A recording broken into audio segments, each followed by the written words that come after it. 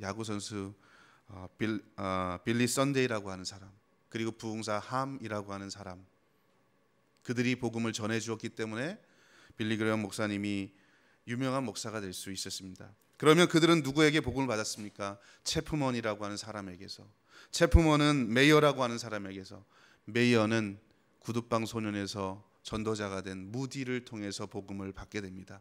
이 무디는 누구에게 복음을 받았습니까? 이름도 없는 교회학교, 주일학교 교사 한 사람에게 복음을 전해받게 됩니다. 여러분, 이 동영상을 보면서 뭘 느끼셨습니까? 교회학교 교사 한 사람, 이름도 없고 빛도 없고 그저 아무도 알아주지 않았던 이 교회학교 교사 한 사람으로 말미암아 20세기 위대한 복음 전도자 빌리 그레엄 무디와 같은 사람이 나왔다라고 하는 겁니다. 여러분, 저는 이 동영상을 보면서 두 가지 중요한 사실을 깨닫게 됩니다. 첫 번째는 한 사람이 소중하다는 겁니다. 우리가 대하는 그 어린 영혼 한 사람, 아무것도 아닌 것처럼 보이고 마치 씨앗과 같이 딱딱해서 아무것도 아닌 것처럼 보이는 그 영혼이지만 한 사람이 소중하다는 것. 그리고 두 번째는요, 그 한 사람 때문에 세상을 바꾸는 위대한 영웅이 나올 수 있다는 사실인 겁니다. 여러분, 우리 교회학교 교사가 왜 중요합니까? 왜 우리가 한 영혼 한 영혼에게 생명을 걸고 목숨을 걸고 말씀을 가르쳐야 합니까? 우리 부모들이 다음 세대 우리 자라나는 아이들에게 왜 세상의 가치보다 하나님의 말씀을 더 가치에 두고 가르쳐야 합니까? 바로 그것 때문이죠. 이 아이가 지금은 씨앗처럼 아무것도 없는 것처럼 보이지만 싹이 틔우고 꽃이 피고 열매를 맺어서 어쩌면 우리 때문에 세상을 바꾸는 위대한 영웅이 태어나올 수도 있다는 겁니다. 그러나 여러분, 우리가 이 사실을 인지하지 못하면 어쩌면 우리 때문에 한 영혼이 죽을 수도 있고, 가능성 있는 한 영혼이 저 수렁에 빠져서 하나님을 모르고 죽어갈 수도 있다라고 하는 것입니다. 여러분, 20세기 위대한 영웅이 어디서 떨어졌습니까? 하늘에서 뚝 떨어진 것이 아닙니다. 이름도 없이 빛도 없이 희생하고 섬겼던 한 사람이 있었기 때문에, 그 교회학교 선생님의 희생 때문에 무디가 있었고, 그 사람의 무디의 희생이 있었기 때문에 빌리 그레엄이 있었던 겁니다. 그래서 그 선생의 그 제자가 되는 겁니다. 지금 이 자리에 있는 교회학교 선생님, 그리고 우리 부모님들이 그래서 귀한 거죠. 여러분, 우리가 오늘 여기 주보 보니까 교회학교 선생님들 끝나고 회식하더라고요. 좋잖아요. 여러분, 왜 회식합니까? 우리가 회식해야 되는 이유가 어디 있습니까? 자격이 있습니까? 아니죠. 우리가 수고했기 때문인가요? 아닙니다. 왜 그럴까요? 왜 우리가 교회에서 존중받아야 되고, 왜 사랑받아야 되고, 왜 인정받아야 됩니까? 하나님의 말씀으로 세상을 변화시키는 한 영혼을 우리가 관리하기 때문에 그런 거예요. 우리 때문에 한 영혼이 살 수도 있고, 우리 때문에 한 영혼이 죽을 수 있다는 사실을 여러분 기억하십시오. 예전에 EBS에서 최고의 교사라는 그런 동영상이 하나가 제작이 됐던 적이 있습니다. 여러분, 누가 최고의 교사인지 아십니까? 세 가지를 이야기하는데요. 첫 번째 최고의 교사는요, 아이들을 이해하고 사랑하고 받아주고 아이들과 교감해주는 교사가 최고의 교사래요. 일반 세상에서. 두 번째 최고의 교사는 누구냐면, 선생님 혼자 교실에서 막 떠드는 사람이 아니고 아이들을 참여하도록 독려하고 격려해서 같이 클래스를 만들어가는 선생님이랍니다. 이해해주는 선생님, 함께 만들어가주는 선생님. 세 번째 최고의 교사는 어떤 선생님이냐면, 학생이 왜 살아야 하는지, 내가 어디로 가야 하는지, 무엇을 위해 살아야 하는지를 함께 고민하고 그렇게 씨름하도록 질문을 던져주고 가르쳐주는 선생님이 최고의 교사랍니다. 여러분, 이 최고의 교사를 교회학교에서는 어떨까요? 제가 조사를 한번 해봤더니요, 최고의 교사가 누굴까 학생들한테 물어봤더니요, 인격적으로 나를 대해주고 받아주고 수용해주고 공감해주는 선생님이라고 아이들이 대답했습니다. 나를 이해해주는 선생님, 여러분 기술적으로 잘 가르치는 것도 중요하지만 나를 이해해주는 선생님, 나와 함께 해주는 선생님, 내가 왜 살아야 되는지를 가르쳐주는 그 선생님, 여러분 아이들이 최고의 선생님이라고 대답했대요. 여러분 최고의 선생님들이십니까? 최고의 교회학교 선생님이십니까? 여러분 신앙적으로 그러므로 최고의 교사는요, 내게 맡겨진 어린 영혼들과 영적으로 친밀한 관계를 맺을 수 있는 선생님이에요. 주일날 잠깐 보고 끝나는 그런 관계가 아닙니다. 견우와 직년처럼 1년에 한 번 7월 칠석에 만나는 그런 관계가 아니라 영적인 친밀감을 가지고 늘 머릿속에 기도하면서 삶 속에서 아이들이 어떤 삶을 살아가는지를 교감하고 이해해주고 사랑해주는 그런 선생님. 성경 공부 시간에 선생님 혼자 10분 20분 떠드는 선생님이 아니고 아이들과 같이 대화하면서 어떤 고민이 있는지 들어주면서 참여하게 해주는 그런 선생님. 내가 왜 말씀대로 살아야 하는지 고민하게 해주는 그런 선생님. 내가 왜 이쪽 방향으로 가야 하는지, 내가 왜 좋은 대학에 들어가야 하는지 가르쳐주는 선생님, 고민하게 해주는 그런 선생님 아이들이 원한다는 겁니다. 여러분, 겨우 주일날 10분 15분 아이들 만나고 인격적인 공유도 없이 삶에 대한 고민도 없이 그냥 끝나는 선생님이 아니라는 겁니다. 혹시 우리가 그렇게 아이들을 가르치고 있다면 우린 실패하고 있는 겁니다. 최고의 교사가 아닙니다. 최하의 교사죠.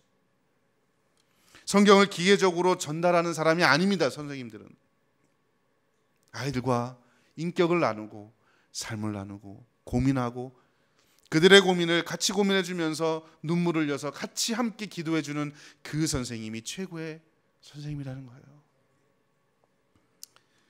여러분, 인류의 최고의 위대한 교사 누구일까요? 예수님. 우리 교회에서 물어보는 정답의 90%는 세 개 중에 하나죠. 하나님, 예수님, 성령님.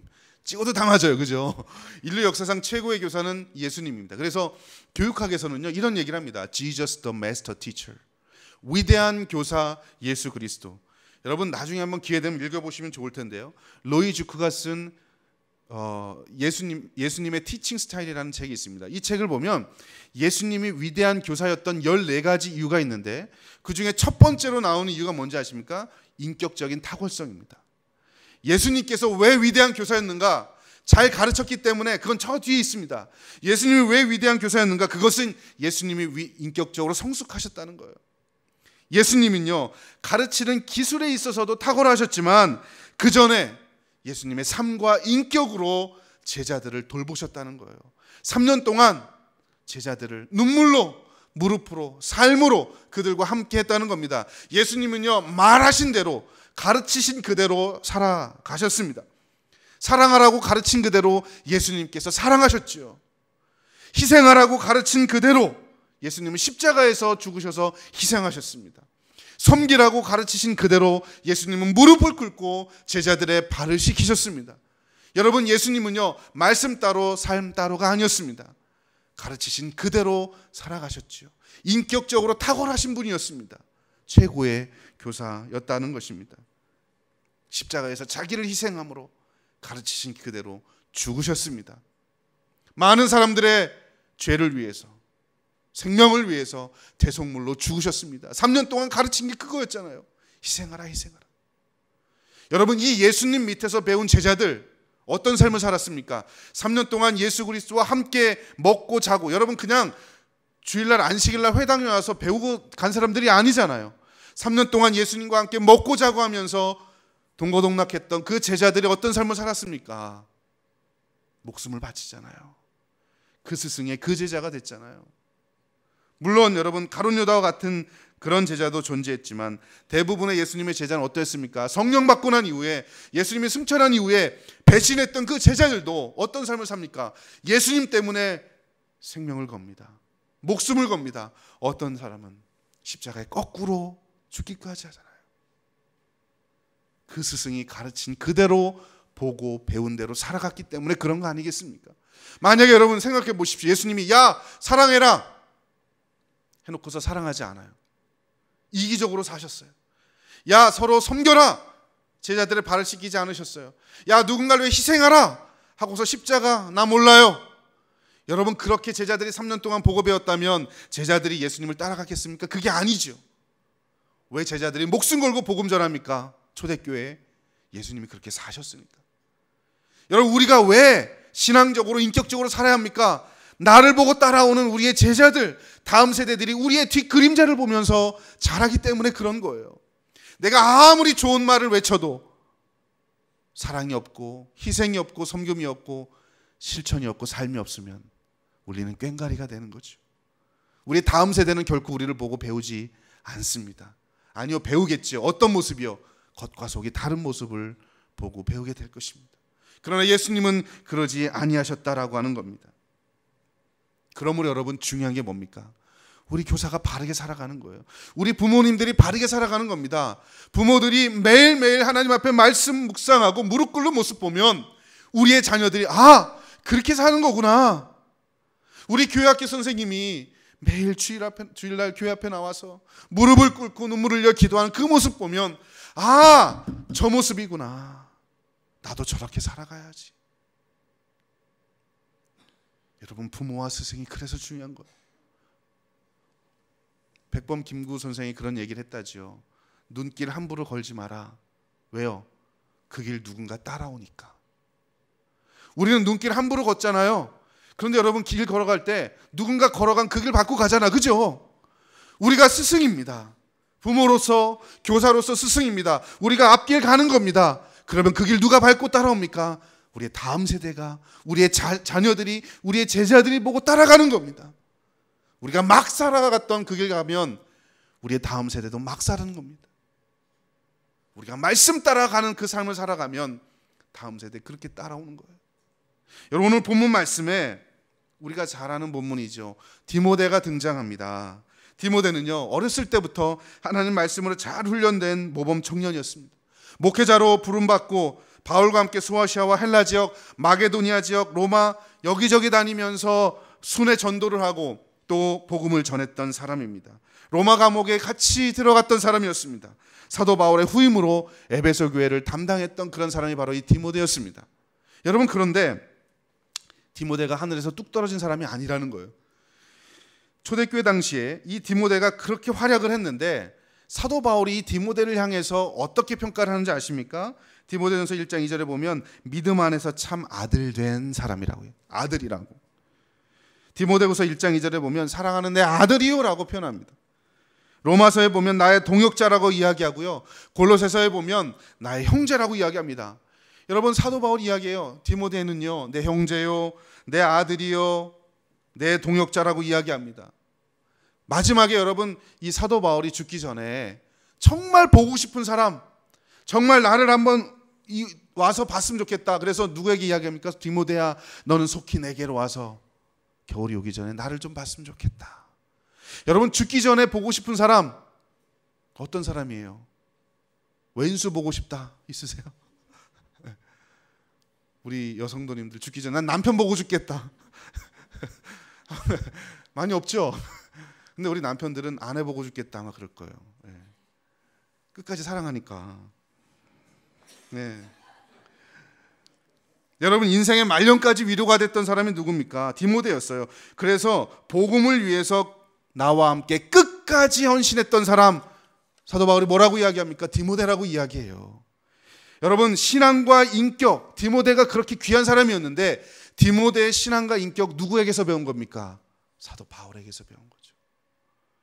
바울이 자비량하면서 복음을 전하면서 고통당하면서 복음을 전하다가 40에 하나 감하는 매를 받은 그 모습 보면서, 복음 전하다가 핍박받은 그 모습 보면서 복음 전하는 사람은 그래야 되는구나. 바울 보고 배운 겁니다. 그러니까 끝까지 내 아들이라고 표현하죠. 동역자라고 표현하죠. 내 사랑하는 아들. 죽기 전에 꼭 한번 봤으면 좋겠다는 그 아들. 왜요? 디모데, 바울을 그렇게 보고 배웠으니까. 바울이 없었으면 아마 디모데는 그런 칭송을 못 받았을 겁니다. 그런 사역을 아마 그는 못했을 겁니다. 바울이 있었기 때문에. 그 선생의 그 제자인 거예요. 오늘 본문에서 이야기하죠. 그러나 너는, 사도 바울이 이야기합니다. 그러나 너는 배우고 확신한 일에 거하라. 야, 디모데야, 너 배우고 확신한 일에 거하라. 그런데 여러분, 그 뒷말이 중요해요. 너는 네가 누구에게서 배운 것을 알며. 배우고 확신한 일에 거할 수 있는 이유가 뭐라고요? 누군가로부터 배운 것이 있기 때문에 그거 기억하면서, 그거 알고 생각하면서 배우고 확실한 일에 거하라고 이야기합니다. 여러분, 오늘 본문 말씀 좀 앞부분에 보면 13절에 악한 사람들과 속이는 사람들이 대조적으로 등장합니다. 야, 너는 그런 사람들처럼 되지 마라. 악한 사람과 속이는 사람들처럼 되지 말아라. 그리고 8절에 보면 얀네와 얀브레라는 사람, 모세를 대적했던 사람이죠. 그 사람들처럼 진리를 왜곡하는 악한 자들이 되지 말고 진리 안에서 확실히 거한 일에 거하며 살아가라 이야기하는 겁니다. 여러분, 디모데에게 이야기하죠. 너는 악한 사람들처럼 되지 마라. 얀네와 얀브레처럼 모세를 거역했던 그 악한 사람들과 같은 비진리를 따라가지 마라. 배우고 확신한 일에 거하라. 네가 누구에게 배웠는지 너는 알아라. 여러분, 누구에게 배웠습니까? 가깝게 보면, 성경 말씀에 보면 외조모 그리고 어머니 로이스와 유니게로부터 배웠잖아요. 부모로부터 배웠잖아요. 그리고 좀 더 넓게 보면 사도 바울에게 배운 거 아닙니까? 여러분, 어머니와 외조모 누굽니까? 부모의 역할인 거예요. 가정의 역할인 거죠. 바울 누굽니까? 교사의 역할입니다. 영적인 지도자의 역할이죠. 그래서 부모와 교사는요, 그래서 중요한 거예요. 너는 네가 누구에게서 배운 줄을 기억하라. 진리 안에 설 수 있는 유일한 이유는요, 누군가에게로부터 배웠기 때문에. 우리의 다음 세대를 진리 안에 세우기를 원하십니까? 그들에게 우리가 바른 목자가 되어야 되는 거예요. 바른 부모가 되어야 되는 거죠. 바른 교사가 되어야 다음 세대를 말씀으로 세울 수 있는 겁니다. 디모데가 하나님 말씀 안에서 온전히 설 수 있는 이유가 어디 있습니까? 그가 복음 안에서 헌신할 수 있었던 이유가 어디 있습니까? 혼탁한 초대교회 상황 속에서, 이단이 득실하는 그 상황 속에서 디모데가 설 수 있었던 위대한 복음 전도다, 말씀을 가르치는 사역자로 설 수 있었던 이유는 딱 한 가지입니다. 누구에게서 배운 줄 알았기 때문에. 그가 누굽니까? 어머니와 외할머니, 부모, 사도 바울, 스승이었기 때문에. 여러분, 이 말씀은요, 우리에게 도전을 주는 말씀입니다. 여러분, 꼭 기억하십시오. 한 사람이 온전한 그리스도인이 되는 것, 아니 그것을 넘어서 세상에 영향력 있는 사람으로 살아가는 이유가 어디 있습니까? 누구에게 배웠느냐? 누구에게 배웠느냐? 여러분, 교회학교 교사가 그래서 능력이 있어야 되는 겁니다. 부모들이 그래서 하나님 말씀 앞에 매일 무릎 꿇는 사람이 되어야 하는 것이지요. 여러분, 부모들은요, 자녀들에게 세상과 다른 가치를 가르치며 살아가야 합니다. 여러분, 세상이 따라가는 가치는요, 더 좋은 거, 더 나은 겁니다. 그러나 부모는요, 나음을 위한 삶을 살도록 가르치는 게 아니라 다름을 위해 가르쳐야 합니다. 세상과 다른 삶을 살기 위해서 가르쳐야 하는 거죠. 세상보다 나은 것, 그래서 좋은 시집장가 가는, 좋은 사람 만나는 것, 좋은 대학 들어가는 것, 좋은 친구 만나는 것, 더 나은 것, 더 좋은 거 얻기 위해서 살아가라 가르쳐야 되는 게 아니라는 거예요. 뭡니까? 다른 삶. 너는 세상과 다른 삶을 살아야 돼. 세상 사람들과는 다른 가치를 가지고 살아야 돼. 여러분, 그거 가르쳐야 됩니다. 교사들은요, 오늘 내가 가르치는 이 가르침이 마지막 가르침인 것처럼 가르쳐야 합니다. 여러분, 혹시 아십니까? 내가 가르친 이 아이가 오늘 말씀을 듣고 돌아가다가 죽을지 어떻게 알아요? 교통사고 나서 죽을지, 누구한테 맞아 죽을지, 질병 때문에 죽을지 어떻게 합니까? 그러면 그 아이에게는 오늘 주일날 이 아침에 배운 그 말씀이 하나님 복음을 들을 처음이자 마지막 기회였을지 모릅니다. 그 선생님 때문에 복음을 들을 수도 있고 듣지 못할 수도 있는 겁니다. 그러므로 절박함이 있어야 돼요.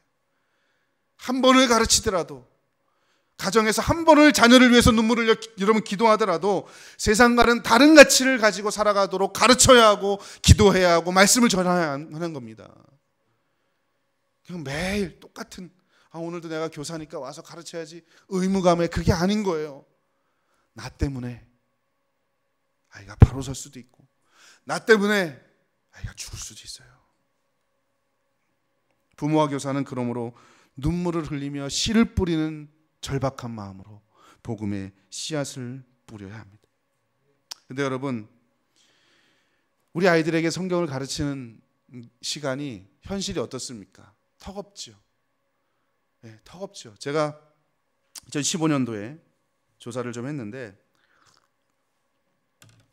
성경 공부 가르치는, 아이들에게 가르치는 시간이 15분밖에 안 됩니다. 60% 이상 되는 교회가 15분밖에 안 돼요. 여러분, 15분 갖고 뭘 가르치겠습니까?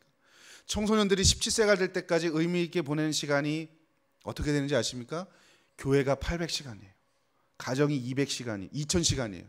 학교가 11,000시간입니다. 그리고 인터넷 미디어에서 보내는 시간 63,000시간이에요. 여러분, 교회에서 주일날 15분 이거를 17세가 될 때까지 합산해 보면 800시간밖에 안 되는 거예요. 여러분, 800대 63,000이에요. 잽이 안 되죠. 이 적은 시간에, 겨우 800시간도 안 되는 이 시간에 아이들에게 뭘 가르칠 수 있겠습니까? 그래서 예수님은요, 제자들과 함께 3년을 같이 동고동락 하신 거예요.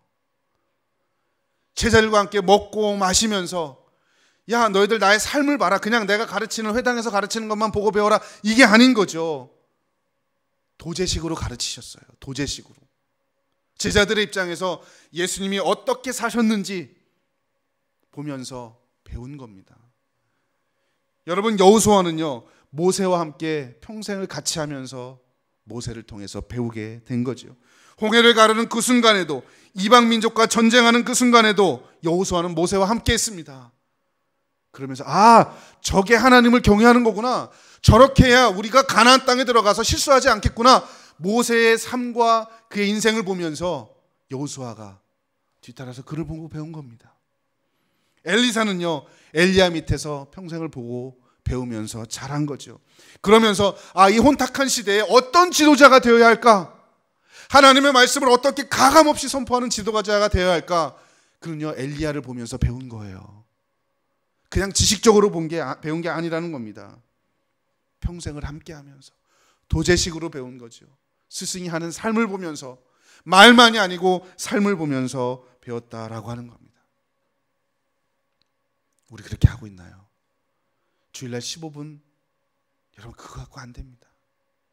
삶을 같이 공유할 수 있고 삶으로 아이들에게 다가갈 수 있어야 하는 겁니다. 여러분, 사람과 짐승의 큰 차이점이 무엇인지 아십니까? 짐승은 짐승이고 사람은 사람이죠. 큰 차이입니다.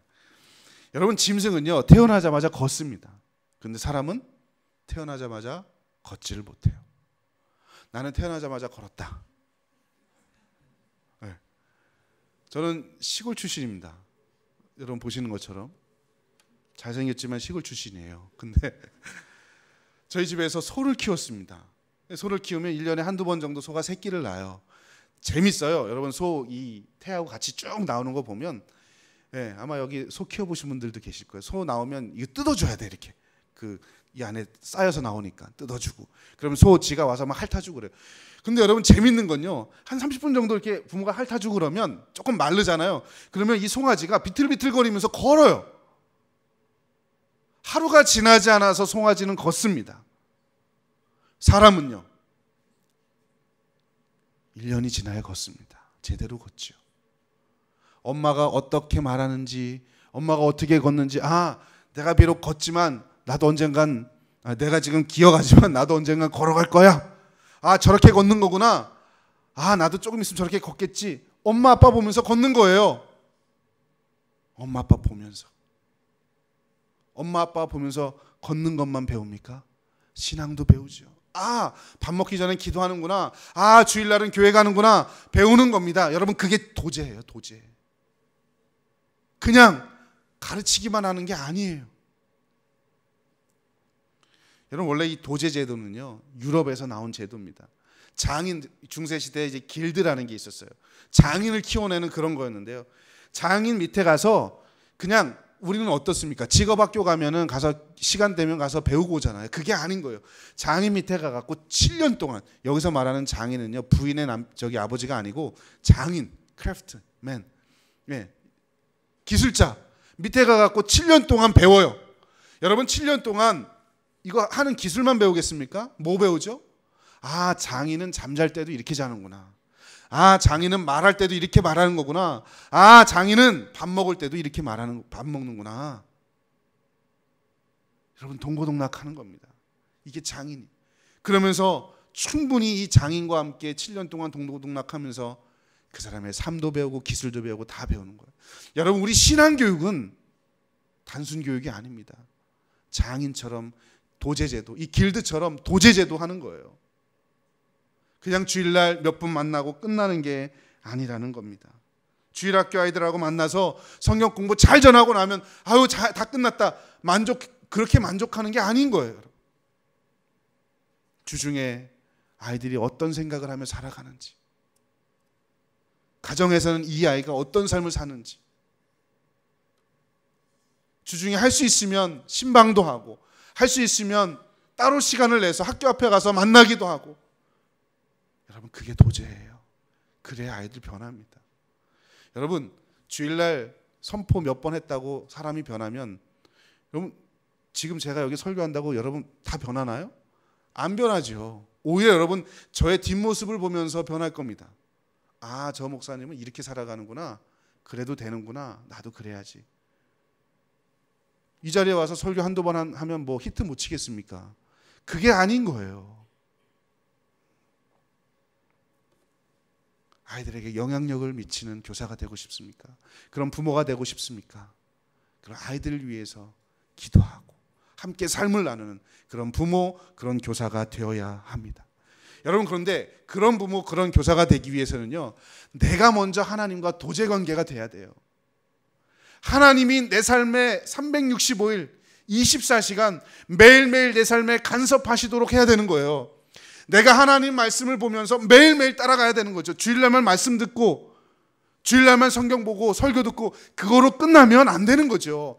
내가 먼저 하나님과 도제관계가 되면, 아, 하나님 말씀 보면서 이렇게 따라가는구나, 그렇게 하는 거구나, 내게 따라오는 이 학생들에게도 이렇게 보여줘야지, 이렇게 선포해야지, 이렇게 삶을 나눠야지.